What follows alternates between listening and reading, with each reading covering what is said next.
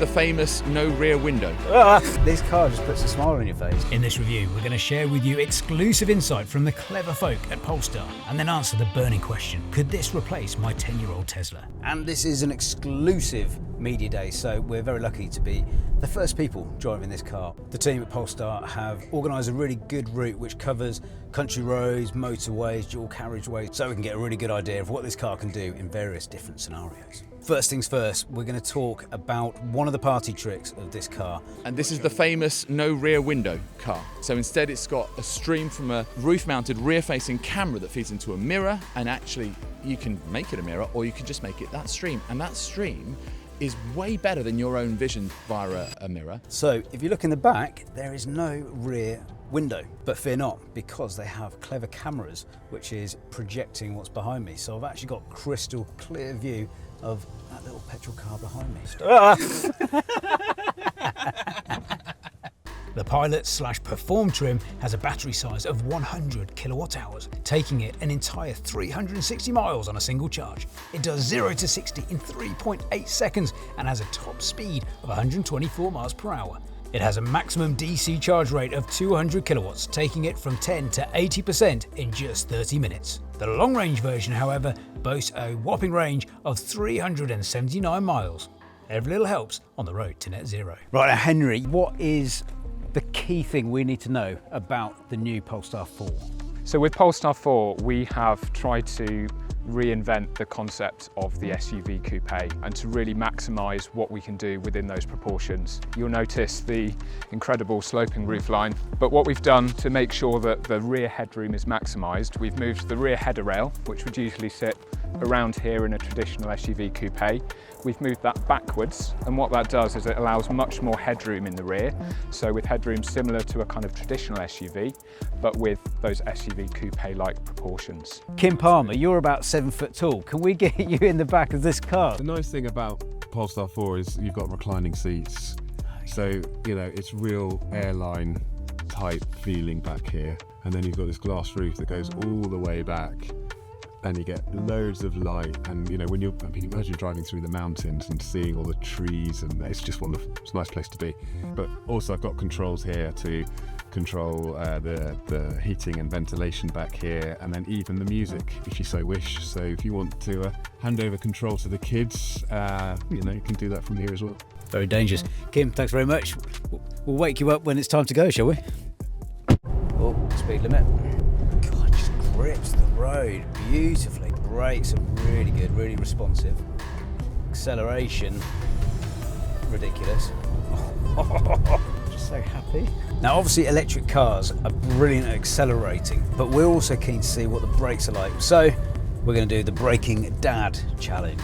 We're going to get up to 60 miles an hour, hit the brakes, they'll fly right by.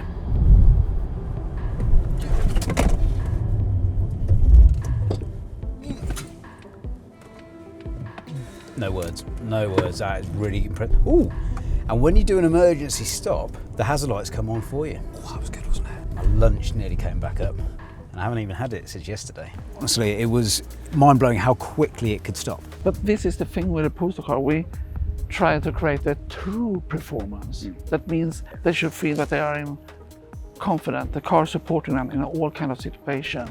And that's what you experience when you're braking, when you're turning, when you accelerate. And that's what we call true performance. Oh, favourite features. Difficult, hard to put your finger on one. There's lots of things. Interior is great. The usability of this car is really straightforward. It's idiot-proof. The screen is brilliant. It's really adjustable as well. Loads of storage. I know it's the simple things in life, but the storage on this car is really good. And remember, if this car doesn't float your boat, there are plenty of other lease deals available on select newly revamped websites. Oh, and you can turn the car around, change the colour, and read full reviews. Remember to unsubscribe if you don't want to discover the car of your dreams. Head over to our YouTube for more electrifying content. But one of the best ways to get into an electric car, the electric car of your dreams, is to look at lease deals, because it means you can choose various different options. So you can pay for it over 12 months, 24 months, 48 months, 36 months. Select Car Leasing have some of the best deals on the intranet. Intranet? No. How's it going, Agent Garrido? Going well, mate. Going well. Enjoying the ride. What can I say? There are worse ways to spend your Thursday afternoon. Fun fact, The Polestar 2 was the first car to have Google Assist integrated into the software, and they carried it over to this, the Polestar 4, and it also is in the Polestar 3. Hey Google, tell me a joke. What do you call a shoe made out of a banana? A slipper. Very good. Hey! Got any good dad jokes? Drop them in the comments below. Love a good dad joke. Or a bad dad joke. In terms of my favourite feature of the car is actually, with Polestar 4 we like to have a bit of fun. So within the car we have a full ambient lighting system which lights all of the interior panels and also the rear of the passengers, which gives it a really light and ambient feeling. But with Polestar we like to do these things a bit differently. So all of the different colour themes are based on the planets in the solar system. So you can swipe through all of the different colours of the planets which are aligned to the interior lighting, and within that we've got some really fun facts and figures about planets so that you can educate your kids while having an enjoyable ambience within the car. The boot clocks in with a considerable 526 litres with the seats up and 1,536 with the seats down. And Polestar have boosted this by 15 litres with the addition of a frunk. So plenty of room for things like charging cables. Very handy to get it out of the way. This is such a great touch on the Polestar 4. You've got a really configurable sound system, so you can have it in all seats, you can have it just so it's giving the driver the maximum volume, you can have it just in the rear, or mute everything except driver.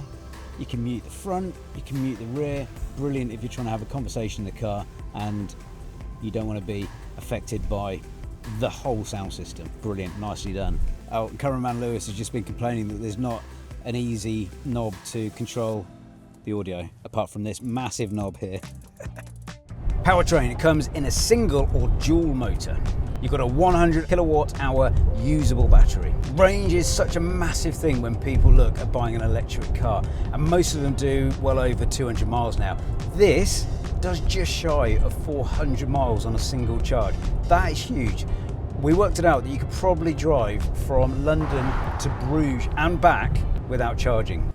If you're a petrol head and you're someone that's like, I'm not ready to make the switch to an electric car yet, could this be the car that, or the 3 or the 4, could these be the cars that would turn even the most hardcore of petrol heads? Yes, no doubt about that. And that's the reason why we have lean brakes, we have active dampers, we have Brembo brakes. I would say we are on a new level compared to the petrol. You don't need to wait for a turbo to kick in. You have instant torque. I'm so happy because the work the team have done is to try to create Polestar as a driver car. This car just puts a smile on your face. One of the big litmus tests as well for any car that I drive is, would I swap it for my 10-year-old Tesla Model S, which is still to this day a brilliant car. But this could be the one.